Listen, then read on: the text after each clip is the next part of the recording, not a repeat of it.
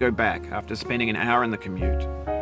If you won some money at the casino and then put all your winnings on red but it came up black. If you got your best shirt dry cleaned before a wedding and then immediately dropped food on it. If you won an argument with a friend and then later discovered that they just returned to their original view. Starting over is harder than starting up. If you're not ready for that, like if you've already had a bad day, then what you're about to go through might be too much. Feel free to go away and come back. I'll be here. Alright, thanks for coming with me on this trip. I'll understand if you have to take a break at any point. Just find a safe place to stop and quit the game. And don't worry, I'll save your progress, always, even your mistakes. This game is a homage to a free game that came out in 2002, titled Sexy Hiking. The author of that game was Jazuo, a mysterious Czech designer who was known at the time as the father of B games. And B games are rough assemblages of found objects. Designers slap them together very quickly and freely, and they're often too rough and unfriendly to gain much of a following. They're built more for the joy of building them than as polished products. In a certain way, Sexy Hiking is the perfect embodiment of a B game. It's built almost entirely out of found and recycled parts, and it's one of the most unusual and unfriendly games of its time. In it, your task is simply to drag yourself up a mountain with a hammer. And that act of climbing, in the digital world or in real life, has certain essential properties that give the game its flavor. No amount of forward progress is guaranteed. Some cliffs are too sheer or too slippery. And the player is constantly, unremittingly in danger of falling and losing everything. Anyway, when you start Sexy Hiking, you're standing next to this dead tree that blocks the way to the entire rest of the game. It might take you an hour to get over that tree, and a lot of people never got past it. You prod and you poke at it, exploring the limits of your reach and your strength, trying to find a way up and over. And there's a sense of truth in that lack of compromise. Most obstacles in video game worlds are fake. You can be completely confident in your ability to get through them once you have the correct method or the correct equipment or just by spending enough time. In that sense, every pixelated obstacle in Sexy Hiking is real. The obstacles in Sexy Hiking are unyielding, and that makes the game uniquely frustrating. But I'm not sure Jazuo intended to make a frustrating game. The frustration is just essential to the act of climbing, and it's authentic to the process of building a game about climbing. A funny thing happened to me as I was building this mountain. I'd have an idea for a new obstacle, and I'd build it, test it, and it would usually turn out to be unreasonably hard. But I couldn't bring myself to make it easier. It already felt like my inability to get past a new obstacle was my fault as a player rather than as a builder. Imaginary mountains build themselves from our efforts to climb them, and it's our repeated attempts to reach the summit that turns those mountains into something real. When you're building a video game world, you're building with ideas, and that can be like working with quickset cement.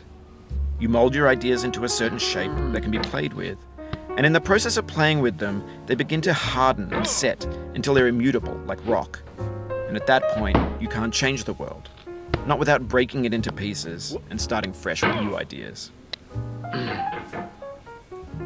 For years now, people have been predicting that games would soon be made out of prefabricated objects, bought in a store and assembled into a world. And for the most part, that hasn't happened, because the objects in the stores are trash.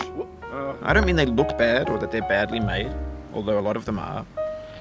I mean they're trash in the way that food becomes trash as soon as you put it in the sink.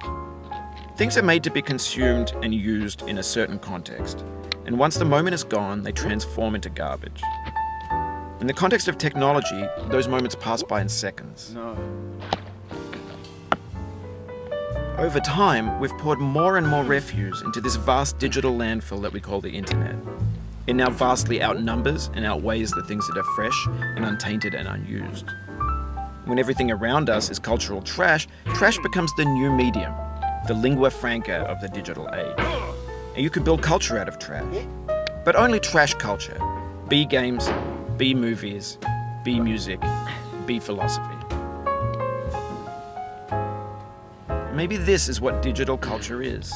A monstrous mountain of trash, the ash heap of creativity's fountain. A landfill with everything we ever thought of in it. Grand, infinite, and unsorted. There's 3D models of breakfast, Gen X's fanfic novels, scan magazines, green screen Shia LaBeouf, banned snuff scenes on LiveLeak. Facebook's got lifelike bots with unbranded adverts and candid shots of Kanye and Taylor Swift mashups, car crash epic failed GIFs, Russian dashcam vids, discussions of McRibs, discarded, forgotten, unrecycled, muddled, rotten, untitled. Everything's fresh for about 6 seconds, until some newer thing beckons, and we hit refresh. And there's years of persevering, disappearing into the pile, out of style, out of sight.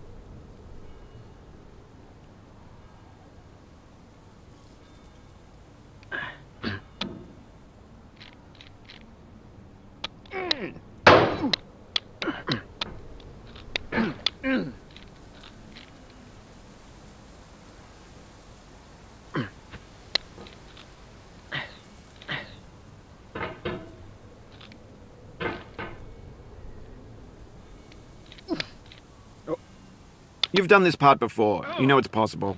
Just do what you did the first time. Oh, you just lost a lot of progress. That's a deep frustration, a real punch in the gut.